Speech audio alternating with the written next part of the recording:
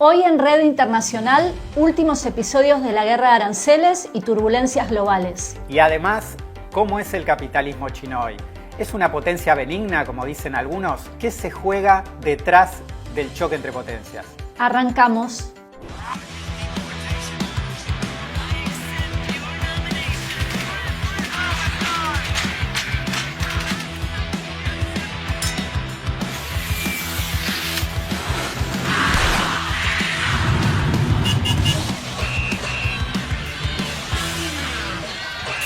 Bienvenidos. Hoy seguimos analizando la guerra de aranceles. ¿Qué pasó con Trump? ¿Abrió demasiados frentes al mismo tiempo y se complicó todo o era todo parte de un plan? Bueno, hay mucho debate al respecto. Lo cierto es que en pocos días hubo peligro de un salto en la crisis financiera. Así es, se encendieron todas las alarmas cuando los tenedores de bonos del Tesoro norteamericano empezaron a vender.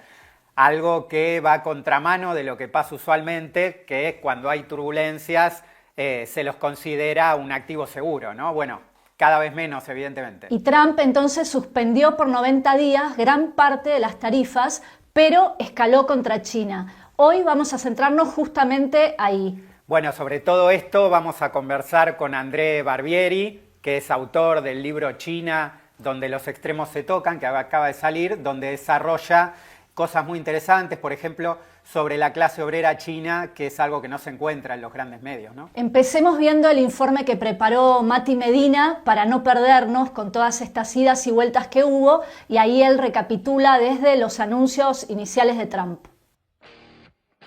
¿Qué pasa cuando dos gigantes como China y Estados Unidos se cruzan en una guerra económica sin precedentes? Un terremoto sacude a los mercados y afecta a millones de personas alrededor del mundo. Todo arrancó cuando Donald Trump, en el llamado Día de la Liberación, decidió arancelar a los bienes importados, acusando a China y a otros países de perjudicar a Estados Unidos. Estos aranceles llegaron a números absurdos, 145% en productos chinos importados, y como respuesta, China le puso 125% a Estados Unidos. También hubo aumentos para la Unión Europea, el resto de Asia y Latinoamérica. Lo que parecía un juego para Trump se transformó en una crisis global y tan solo una semana después, el 9 de abril, tuvo que retroceder y postergar estas medidas por 90 días para todo el mundo, excepto, claro, para China, a quien amenazó con aumentar hasta el 245%. Las grandes tecnológicas, como Apple, tuvieron una ayudita y para ellas no hubo aranceles. Una de las razones para entender este retroceso fue la pérdida de 44.000 millones de dólares de las principales empresas norteamericanas en la bolsa de Wall Street. Y otra fue el aumento de la tasa de interés de los bonos del Tesoro, que subió hasta un 4,5% y que de continuar podría haber conducido a una crisis de la deuda de Estados Unidos. Estados Unidos, que llegó a representar el 50% del total del comercio mundial, actualmente tiene el 25%. Sigue siendo la principal potencia económica, pero con una tendencia decreciente, y el ascenso de un serio competidor como lo es China. Ambas potencias tienen graves problemas en este conflicto y hay tres que son muy importantes. Uno, la interdependencia. Las compras de Estados Unidos a China ascienden a un total de 440.000 millones. Esto representa un 15% del total de lo que China le vende al mundo: tecnología, maquinarias, componentes para la industria y otras mercancías como juguetes y similares. Por su parte, Estados Unidos exporta por un valor de 150.000 millones, centralmente materias primas como petróleo y soja, pero también aviones y componentes tecnológicos. 2. Los microchips o semiconductores, que son la clave en la carrera por dominar la inteligencia artificial y se encuentran en todos los artículos tecnológicos que conocemos. Si bien la principal productora en el mundo es la taiwanesa TSMC, la empresa Nvidia quedó en medio de la disputa entre China y Estados Unidos porque actualmente produce en Taiwán y las medidas de Trump le impiden exportar sus chips hacia China. 3. Las tierras raras. Estos minerales son fundamentales para la fabricación de los chips de los que hablábamos antes y también para la tecnología militar avanzada. Existen en varios lugares del planeta, pero entre el 80 y 90% de su explotación la controla China, que canceló su exportación hacia Estados Unidos. Como podemos ver, las contradicciones son profundas y van a jugar en esta guerra comercial. Mati Medina contaba la frenada que tuvo que hacer Trump por todo el ruido que hubo en el mercado de deuda norteamericano. Para ir un poco al fondo de la cuestión, es importante entender que la llamada globalización implicó una interdependencia muy grande entre las economías de Estados Unidos y de China en varios niveles. Por un lado, ya hablamos de las cadenas de valor en otros programas, ¿no? Miles de multinacionales, muchas norteamericanas, se deslocalizaron y se instalaron en China para aprovechar la mano de obra barata. China se transformó en el gran exportador mundial de todo tipo de productos, especialmente hacia Estados Unidos, que actuaba como el gran consumidor global. Ahora bien, para que esto funcionara, Estados Unidos generó un endeudamiento monstruoso y a su vez China pasó a ser el principal tenedor de bonos del Tesoro norteamericano. Ahora es el segundo después de Japón. Es decir, que China y otros tenedores de bonos, tanto estatales como privados, vienen financiando el déficit norteamericano. Bueno, todo este esquema es el que empezó a entrar en crisis y en este contexto es que hay que entender el recule de Trump. Como mencionábamos antes, hasta ahora, cada vez que hubo turbulencias globales, los bonos norteamericanos eran un refugio seguro. Pero ahora lo que estaba ocurriendo era que se estaban produciendo ventas masivas y esto es muy peligroso porque podía llevar a un encarecimiento de la deuda norteamericana. Tengamos en cuenta que esta deuda se triplicó en los últimos 20 años y actualmente es de aproximadamente 36 billones de dólares. En los próximos meses, además, Trump tiene que refinanciar aproximadamente un tercio de esa deuda. Es decir, que estamos como ante una bomba de relojería. Dejo dos títulos que muestran la tensión que hay. El Financial Times tituló hace unos días: ¿está el mundo perdiendo la fe en el todopoderoso dólar estadounidense? Y The Economist se preguntaba si Trump podía llegar a derribar el dólar. Claro, el problema es que el dólar es al mismo tiempo la moneda nacional de Estados Unidos y dinero mundial. Es decir, como moneda nacional, el déficit entre lo que Estados Unidos importa y lo que exporta tendría que llevar a una depreciación del dólar. Sin embargo, como moneda mundial, tiene que mantenerse estable para ser un medio confiable incluso para atesoramiento, ¿no?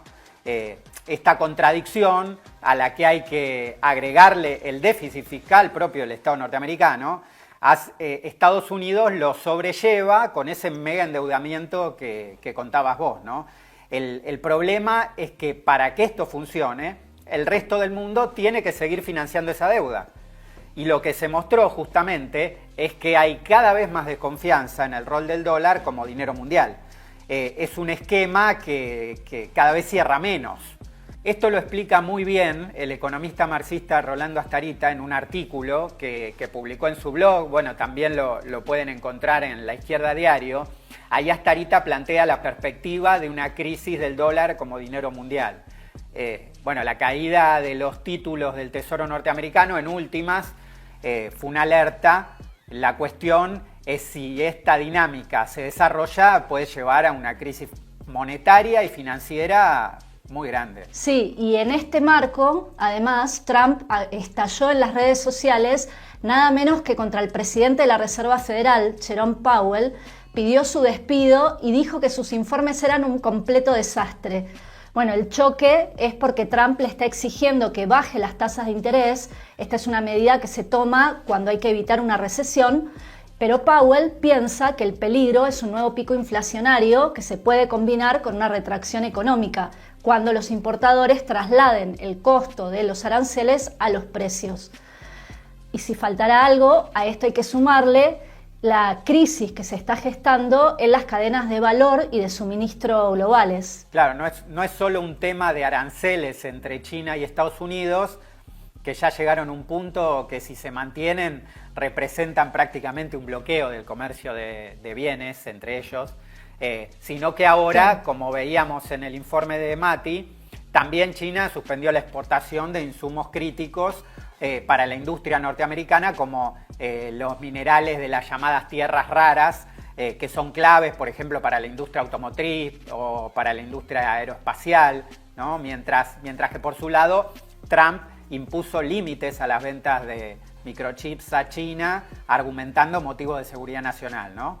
Y todavía queda mucho por escalar si quisieran, incluido lo que sería, por ejemplo, una devaluación competitiva del yuan, ¿no? Si avanza este desacoplamiento, ya la Organización Mundial de Comercio estima, por ejemplo, que entre Estados Unidos y China caería más de un 80% del comercio. Y esto plantea otra cuestión, que es cómo se ubican dentro de esta disputa el resto de los países. Esta semana Xi Jinping ya encaró su gira por el sudeste asiático, estuvo por Vietnam, bueno, sigue en Malasia, Camboya, que son países claves porque ahí fue donde se relocalizaron muchas de las industrias que antes tenían como base China y hacen de especie de plataformas exportadoras hacia los Estados Unidos. Estos países quieren negociar con Estados Unidos, obviamente, pero también China quiere ver si puede avanzar por ahí. Lo que se plantea es una disputa mucho más abierta y excluyente por las zonas de influencia. Sí, y en esa disputa también entra Europa. Esta semana el Banco Central Europeo decidió rebajar nuevamente las tasas de interés, ahora en 0,25, un cuarto de punto, hasta el 2,25. Esta es una medida para tratar de evitar un estancamiento de la economía, que bueno, es lo que se espera, ¿no? La Unión Europea dice que está dispuesta a negociar con Trump, pero el panorama es realmente muy incierto. El problema es que Europa, la Unión Europea, tiene un dilema estratégico, digamos, ¿no? Muy difícil de resolver. Actualmente ya tiene un déficit comercial con China, pero ahora lo que tienen miedo es que haya una inundación de productos baratos chinos que van a salir a buscar nuevos mercados. Y si se mantienen los aranceles de Trump, lo que se viene puede ser una gran crisis para la industria europea. En 2024 ya había habido fuertes cruces con China por el tema de los coches eléctricos y los europeos impusieron aranceles bastante altos. Ahora están tratando de negociar con China, pero el problema es que en Europa hay intereses encontrados. Por ejemplo, la Volkswagen alemana, que tiene decenas de fábricas en China, preferiría que se quiten los aranceles, pero eso es algo que no les gusta nada a los franceses. El gobierno español, por ejemplo, está promoviendo un acercamiento con Pekín, mientras que otros tienen muchas más dudas. Y bueno, por otro lado, están los que apuestan directamente por una relación especial con Estados Unidos, como el gobierno laborista británico o la derechista Giorgia Meloni, que viajó a Estados Unidos a reunirse, digamos, cara a cara con Trump. Es decir, que empiezan a aparecer grietas y cada uno tira para su lado. Todo esto además se da en medio de la escalada por el rearme y la crisis de la guerra de Ucrania. Bueno, acá en América Latina la guerra comercial entre Estados Unidos y China va a tener obviamente efectos muy importantes. En lo que va del siglo XXI, China avanzó a pasos agigantados. Hoy en la región tomada de conjunto es la segunda potencia en volumen de comercio después de Estados Unidos. Y para América Latina no es solo el tema de los aranceles, sino el efecto más global del conflicto. Si se desarrollan tendencias recesivas en la economía mundial, América Latina, que exporta muchos commodities, va a sufrir la caída de los precios, ¿no? Del petróleo, la soja, etc. Países ultraendeudados como la Argentina probablemente sufran especialmente las turbulencias financieras internacionales. Y en ese marco las realidades también pueden ser heterogéneas. Por ejemplo, Brasil podría beneficiarse de los aranceles y aumentar sus exportaciones a China. De hecho, esta semana una delegación china visitó Brasil para profundizar lazos comerciales. En el caso de México, que tiene un tratado de libre comercio con Estados Unidos, podría terminar quedando afuera de los aranceles y seguir profundizando su rol de patio trasero de la industria norteamericana. Pero lo que es seguro es que la disputa entre China y Estados Unidos se va a sentir fuerte en la región. Esta semana el secretario del Tesoro, Scott Bessent, estuvo en la Argentina con Milei. Sí, lo vimos que fue a darle apoyo a Milei, ¿no? En un momento clave. Así es, y uno de sus principales planteos fue que el gobierno se tenía que deshacer del swap que tiene con China, ¿no? Para Estados Unidos, América Latina y el Caribe son una especie de laboratorio de su capacidad de control imperialista.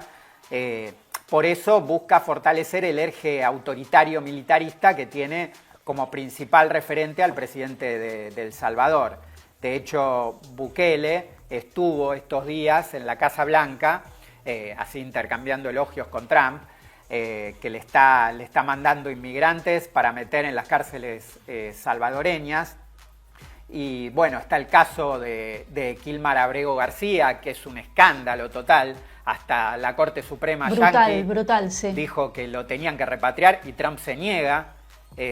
Bueno, también esta semana en Ecuador se impuso en el balotaje Daniel Noboa, que es otro proto-Bukele, frente a la correísta Luisa González, que bueno, denunció ahí fraude.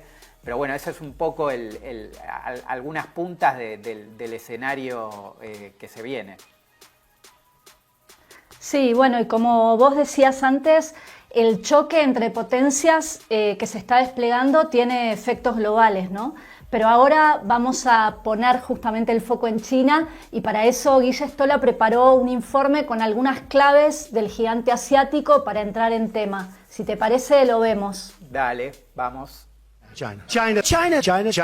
Hoy se está discutiendo mucho sobre China desde que empezó la nueva guerra de aranceles con Estados Unidos. Pero poco se habla de cómo es China actualmente y de sus varias contradicciones. Así que hoy te tiramos unos datos sobre la China moderna. Primero lo primero. A pesar de que tenga una bandera roja y que el partido gobernante se llame Partido Comunista, China es capitalista. La economía se basa en la obtención de ganancias a partir de la explotación de la fuerza del trabajo.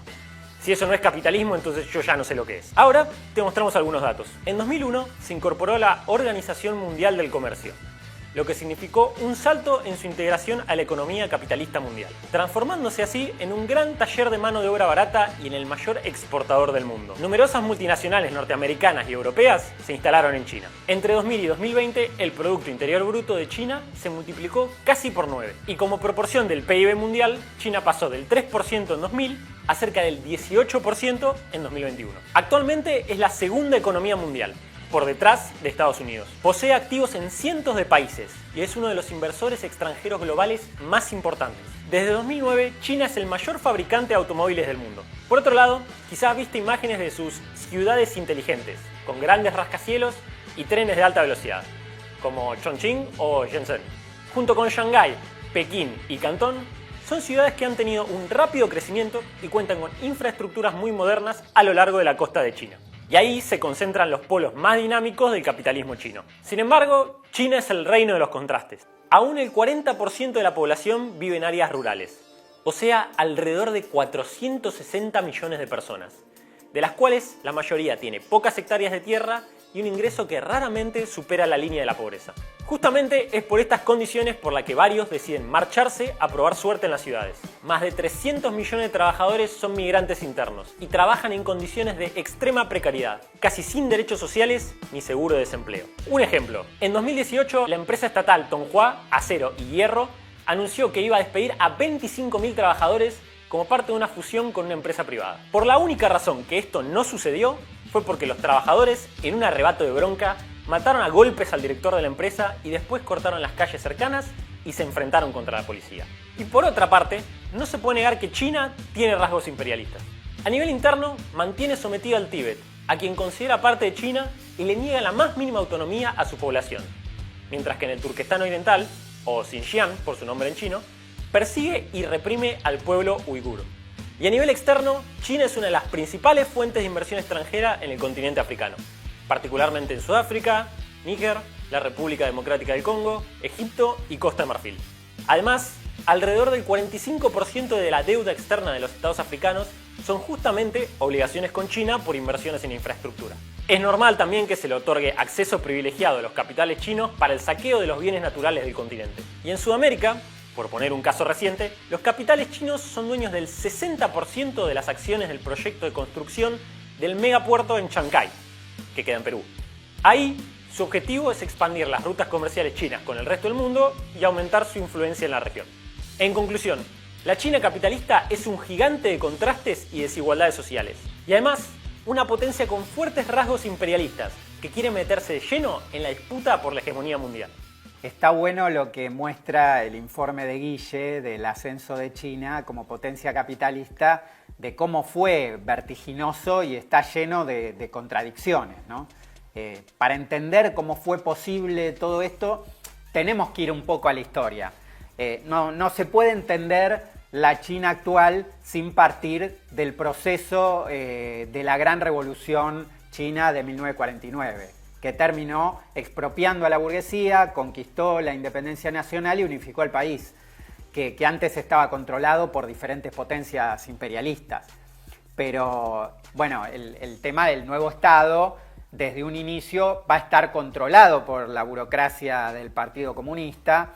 Esto no solo impidió el avance hacia el socialismo después de la revolución, sino que en 1979 esa misma burocracia, ahora encabezada por Deng Xiaoping, va a iniciar una serie de reformas para restaurar el capitalismo en China. Cuando arrancó esta restauración, China era un país atrasado donde la población campesina superaba el 80% y que había quedado al margen del mercado mundial capitalista. Esto le permitió al capitalismo encontrar una especie de selva virgen donde las multinacionales imperialistas podían acumular capital y obtener grandes ganancias pagando salarios bajísimos. La paradoja es que China le debe su existencia actual a la unificación e independencia del país conquistada por la revolución de 1949 que expropió a la burguesía.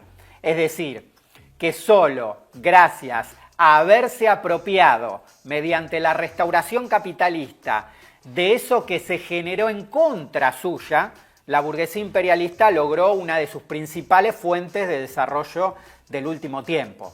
El problema actual es que China ahora dejó de ser esa selva virgen y se transformó en una potencia competidora por los espacios de acumulación a nivel global, y esta es la crisis de fondo detrás de todas estas disputas que estamos viendo, y por eso Trump también quiere patear el tablero, ¿no? Sí, está muy bueno lo que planteabas.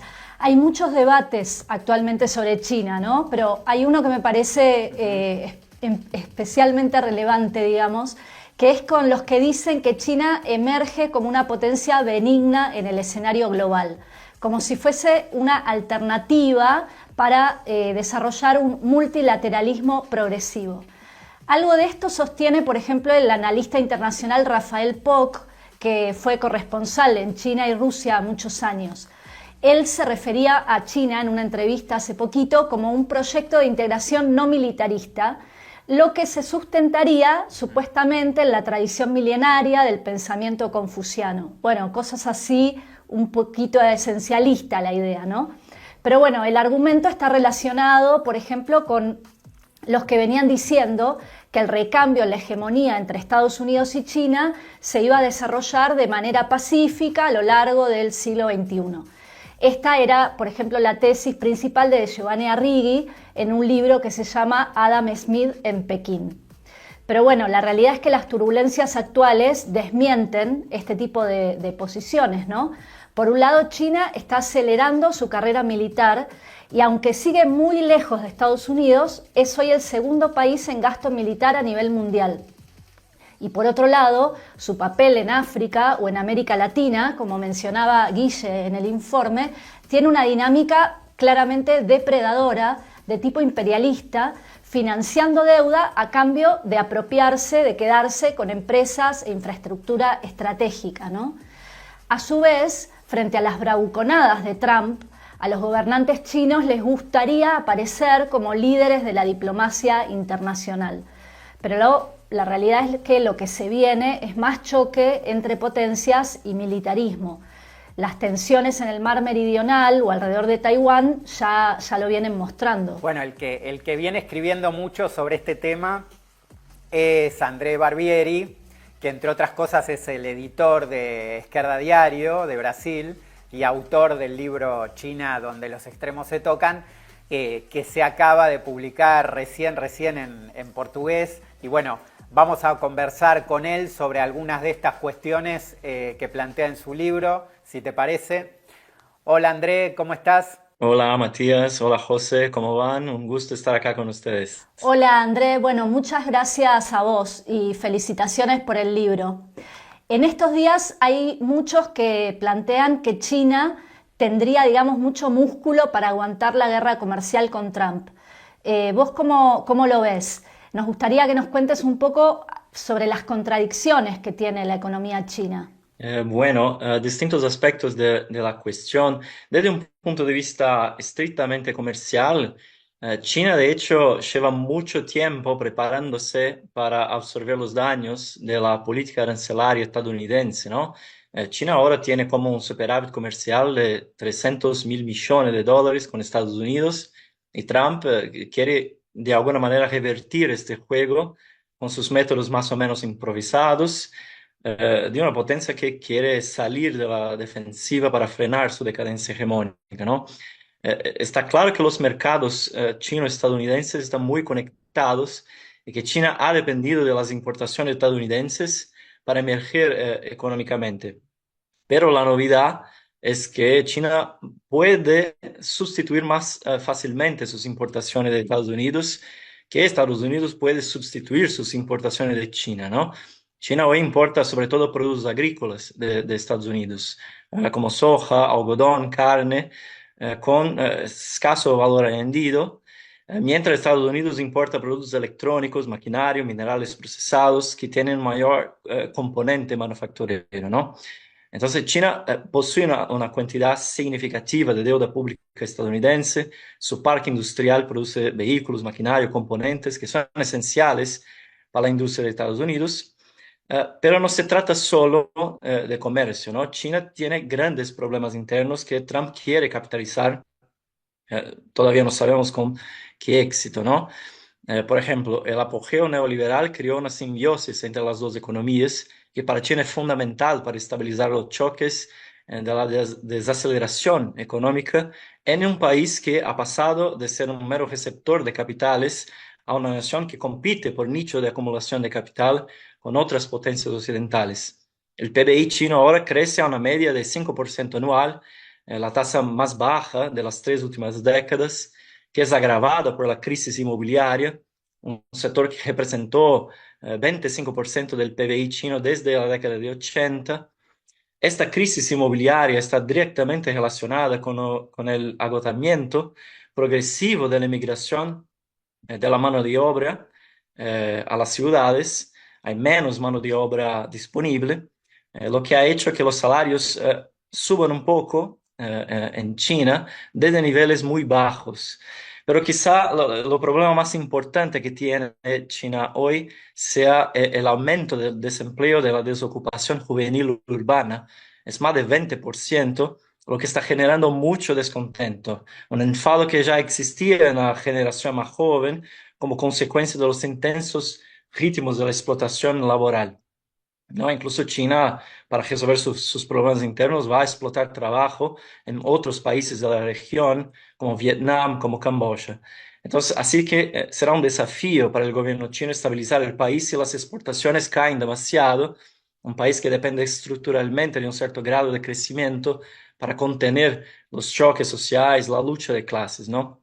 Para profundizar un poco esto que decías, en tu libro, ya desde el título, ¿no? Destacás los contrastes que marcan la China actual y para eso retomás la teoría del desarrollo desigual y combinado de León Trotsky. Contanos un poco más sobre esta cuestión, ¿puede ser? Sí, efectivamente en China se encuentran polos extremos del desarrollo económico y social. Por ejemplo, todos pueden ver la superpotencia tecnológica de China hoy, con una capacidad importante de innovación, como la producción de baterías de vehículos eléctricos, paneles solares, desarrollo de inteligencia artificial, computación cuántica. Pero al mismo tiempo tenemos en China un campeonato muy pobre que produce con técnicas algo como del siglo XVIII, ¿no? Una población agraria y en gran medida urbana que aún no tiene acceso a los servicios básicos de sanidad y educación, ni ha alcanzado una gente equivalente al salario mínimo, ¿no?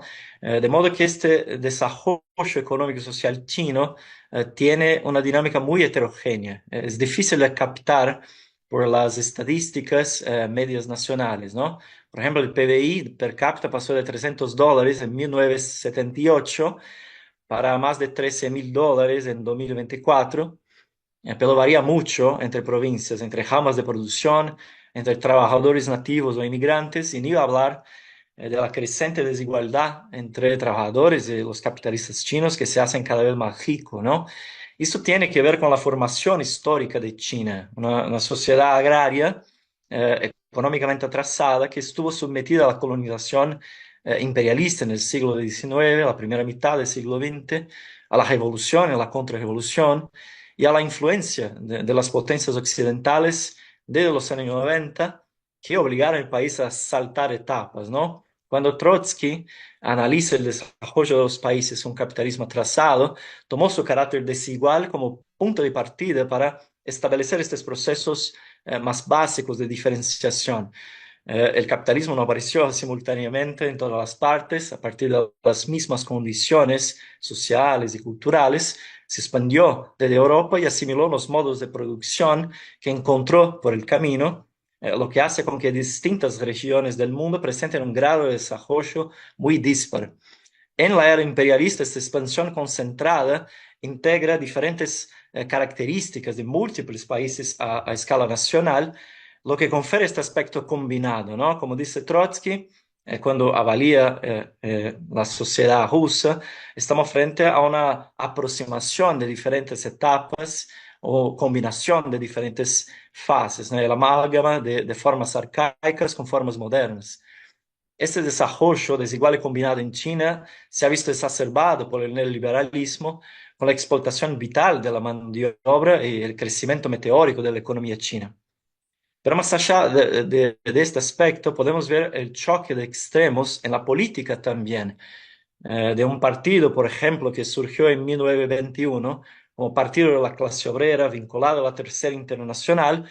Hoy el Partido Comunista Chino se ha convertido en un partido que representa los intereses del capital más concentrado en China.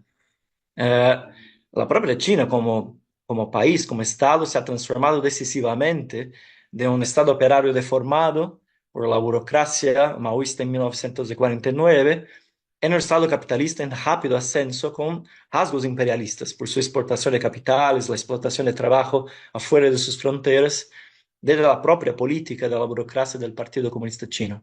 Entonces, esos son aspectos que yo creo interesantes para ver este desarrollo desigual y combinado en múltiples aspectos de la sociedad. En el libro también pones el foco en la clase obrera china y en las múltiples huelgas que hubo en los últimos años y también en el papel que puede jugar a futuro. ¿Qué nos puedes contar sobre eso? Bueno, esto es quizás el aspecto más olvidado en los análisis sobre China, ¿no? Un país que vivió algunas de las revoluciones sociales más importantes del siglo XX. Hablamos de una clase obrera de 800 millones de personas en el país donde se producen más huelgas del mundo, ¿no? A pesar de que las huelgas están prohibidas en China desde 1982 por decreto de Deng Xiaoping. Un ejemplo que yo creo muy instructivo de la fuerza de la clase obrera china y de su impacto en la política nacional fue la huelga en Foxconn, en Zhengzhou, en noviembre de 2022, pocas semanas después del 20 Congreso del Partido Comunista Chino, ¿no? Los trabajadores de esta, que es la mayor fábrica de iPhone del mundo, pararon la producción durante la alta temporada, en medio de la pandemia, porque no querían trabajar en el ambiente contaminado de la fábrica, ¿no? No, la producción estaba cejada, como explicó la investigadora Jenny Chen, debido a la política de COVID-0 de Xi Jinping. Tras ser engañados por la empresa, los trabajadores se rebelaron, se enfrentaron a la policía para conseguir mejores condiciones laborales. Y esta huelga tuvo repercusiones en toda China y hizo explotar las movilizaciones de la clase media contra las políticas del gobierno. Y creo que esto, junto con el colapso de la economía, fue uno de los factores centrales para que Xi Jinping terminase con esta política de la COVID-0, ¿no? Bueno, este es un ejemplo. En la última década hemos visto rebeliones laborales en lugares estratégicos, como la cadena de montaje de automóviles de Guangdong, es una provincia al sur de China, con la huelga de Honda en 2010, que se extendió a múltiples fábricas, defendiendo no solo mejores condiciones de trabajo, pero el derecho a la sindicalización independiente del Estado, lo que es muy importante en un país como China. Lo mismo vimos en 2018 con la huelga de Yasich, es una empresa tecnológica en Shenzhen. Actualmente estamos asistiendo a un interesante proceso de organización de huelgas por parte de los trabajadores de las plataformas digitales de reparto como Meituan, JD.com, LMA. Es un sector creciente de trabajadores precarios que reclaman mejores condiciones laborales en grandes ciudades como Shanghai, como Beijing. Es decir, podríamos hablar de una infinidad de ejemplos que muestran la capacidad potencial de hegemonía de una clase obrera del tamaño de sociedades enteras en Occidente, la capacidad potencial de hegemonía sobre sectores oprimidos en el campo y en la ciudad, las mujeres, los jóvenes, las etnias oprimidas en Xinjiang, en un país que queda precisamente en Asia, donde vemos movilización en Myanmar contra el golpe militar, la huelga de los trabajadores de Samsung en Corea del Sur. O sea, es una perspectiva muy importante para llevar en cuenta. Hay mucha represión por parte de los gobiernos provinciales contra cualquier signo de desestabilización, como la huelga, y el gobierno central realiza propaganda nacionalista para mantener unificada la sociedad. Pero eso no impide que el descontentamiento aparezca en la forma de luchas sociales, de huelgas, inclusive reivindicaciones de organización independiente del Estado, ¿no? Lo que es estratégico en China para pensar las posibilidades de organización política revolucionaria, al principio clandestina, de los trabajadores. Yo, para terminar, recuerdo que Pierre Brouet, en su libro sobre el partido bolchevique, decía que no era casualidad que un partido tan revolucionario se creara en un país autocrático como la Rusia zarista. Y yo creo que la clase obrera china, la clase obrera asiática en general, tiene por eso un papel fundamental que desempeñar para el destino de la humanidad, no esté ligado a las disputas o incluso a las guerras entre el imperialismo estadounidense y el capitalismo emergente de China. Totalmente. La verdad, muy bueno todo lo que contás y te vamos a invitar seguro a otros programas para seguir conversando sobre estos temas. Muchas gracias de nuevo, André. Gracias, André. Hasta la próxima. Bueno, un lujo haber tenido a André para charlar sobre China. Y retomando algunas cosas que él planteaba sobre el final, destacaría la idea de que ni el neoliberalismo globalista ni el proteccionismo a lo Trump son una salida para la mayoría del pueblo trabajador.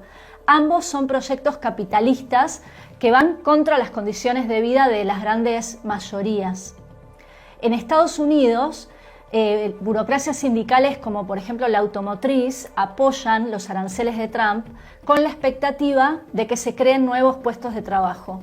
Y aunque dicen que van a mantener una línea de enfrentamiento con los empresarios, cuando apelan esa idea de defensa de la industria nacional, terminan subordinando a la clase trabajadora detrás de esas mismas patronales. Este tema lo vienen debatiendo bastante los compañeros de Left Voice en Estados Unidos, así que recomiendo que lo vean en su web. Y por otro lado, hace unas semanas lo que vimos fueron movilizaciones masivas de cientos de miles en más de 1000 ciudades de todo Estados Unidos. Esto era el movimiento Hands Off, manos afuera, que planteó demandas, por ejemplo, contra los recortes, contra los despidos de Elon Musk, contra las deportaciones y otras medidas muy repudiadas de Trump. Aunque es cierto que los demócratas se ocuparon de que aparezca lo menos posible la cuestión palestina. Pero bueno, la Juventud Solidaria con Palestina sigue estando ahí y con mucho peso en las universidades. Por eso, justamente, Trump está atacando con todo a las universidades. Y esto se vio estos días, por ejemplo, en el enfrentamiento contra la Universidad de Harvard. Ahora bien, volviendo, si hay recesión o si hay inflación, esto significa despidos, caída salarial, recorte a los servicios públicos, así que seguramente vamos a ver nuevos capítulos de todo esto.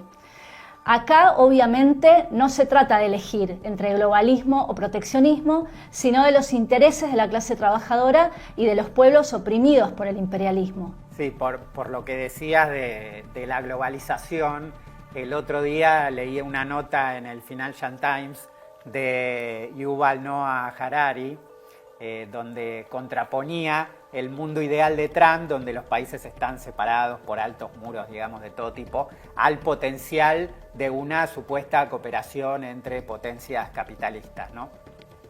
Y esto último ya lo vimos durante los últimos 30 años a lo que lleva.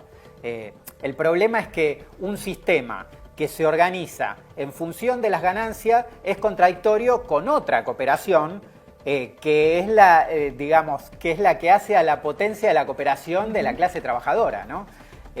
Marx decía que la fuerza de la cooperación del trabajo colectivo, es decir, de los trabajadores reunidos y coordinados, no se limita a potenciar la fuerza productiva individual, sino que crea una fuerza productiva nueva, ¿no? Esta fuerza hoy tiene una escala que no vimos nunca antes en la historia, no solo a nivel de una fábrica, sino a escala regional y global. Esto lo muestran las propias cadenas de valor globales, que hacen tan difícil determinar quién se perjudica con tal o cual arancel, porque para fabricar algo tan común como un celular intervienen cientos de miles de trabajadores de diferentes países.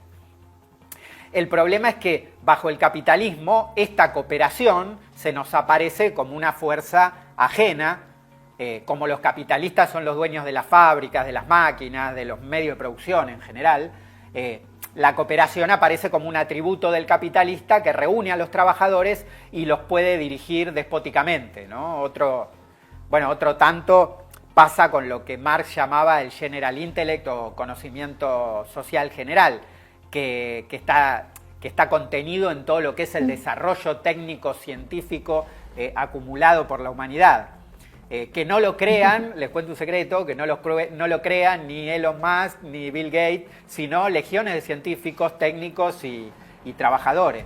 Lo que hacen los capitalistas, junto con sus estados, es luchar por quien se lo apropia y lo moldea para mejorar sus ganancias, ¿no? Entonces, hoy estos avances de la técnica y la cooperación del trabajo sí son arrancados del mando del capital y resignificados también para que esta cooperación no sea alienante como lo es bajo el capitalismo, permitiría reducir al mínimo el tiempo de trabajo necesario que todos y todas invertimos en producir y reproducir nuestras propias condiciones de existencia. Este es uno de los grandes fundamentos de la perspectiva socialista, pero bueno, para los capitalistas esto es un botín de guerra, como se ve hoy, ¿no? Y en últimas, acá está una de las peleas de fondo, ¿no? Sí, muy bueno esta reflexión final, y en un sentido la crisis puede hacer que se caiga un poco el velo de esa explotación capitalista a nivel global.